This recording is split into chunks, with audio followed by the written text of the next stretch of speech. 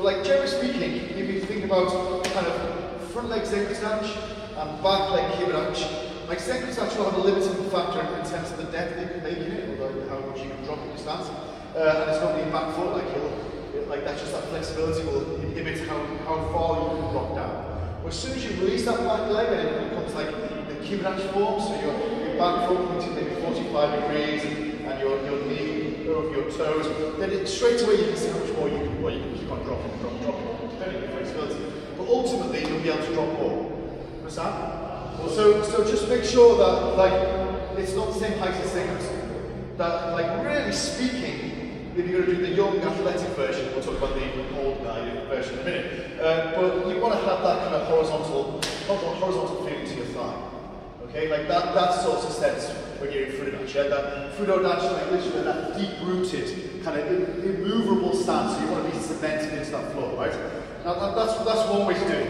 And we'll talk about the pros and cons in a minute. But ultimately, Zenku Dachi, front leg, Kibarachi, back leg, and weight just down. So it's the same sort of weight distribution as Zenku-ish, but just down.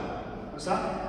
But you don't sacrifice your centre, like sticking your bum out, to get that, the more you stick your bum out, you can go right the way right down, right? This is not Fudo Dachi. This is not a really good Fudo Dachi, right? You've got to keep your core engaged. And how much can you go down to that point? Probably horizontal as well.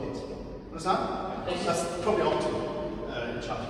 The other way to do Fudo Dachi is to kind of make Kibarachi, and then just have your weight shifted forward a little bit. Now, I don't like this because I kind of like the way that we do it, like the way that I do Suchin, it's a little bit dynamic and moving quickly. So to move quickly into a stance, if I'm moving quickly that way, and then having my foot and knee pointing that direction when the momentum's going that way, like you have to really shore up that inner thigh muscle to make sure that you don't put pressure on your knee.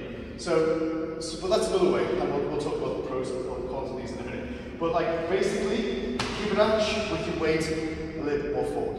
Stances that are internal stances and external stances, I'm not really a big fan of that kind of terminology or that metaphor for explaining a stance, because then you go, okay, well then Sanchin is an internal stance and Fudo Dachi is an external stance. When stance is a stance, you want it to be natural. You don't want to ever have your knees out of alignment in any great way. So as soon as you start to externalize it, you start to kind of grip the floor a little bit with your toes, and the pressure is on the outside of your foot. Like no matter what stance you're doing, pressure should be on the inside of your foot. Like generally speaking, no matter what stance I'm doing, I can feel my big toe, the ball of my big toe, and my inside line to my heel. That's it. And like generally speaking, you could probably get kind of a sheet of paper underneath the outside of my foot. My outside foot is kind of just relaxed. But like I'm trying to get the inside of my foot kind of really touching as much as the ground as possible, rather than externalizing it, and that arch of my foot is well off the ground.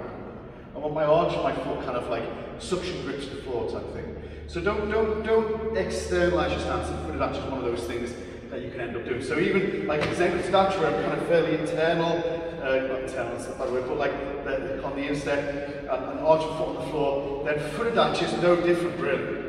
I'm not changing that feeling at all. I'm not going, oh, this is different.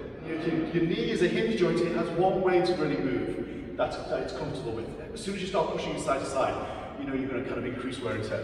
Okay? So just be super careful with that. One other point I would make is that you can drop beyond a point of optimization. So just be careful with this. So some people are. Some people are kind of a little bit too easy on themselves. Okay, this is the kind of shape of Fudo Dachi. And then some people are going a little bit too hard. I'm going to try really hard. But like you've gone past the point of any sort of help to your body. Yeah, you want to train your body and make it strong, but still be able to use it. If you go past the point of connection where you're really disconnected and you're just kind of sitting on your stance without any sort of ability to move, then you're not really training to optimum stance, yeah? So just try to hit that sweet spot every single time. Just optimize your stance every single time.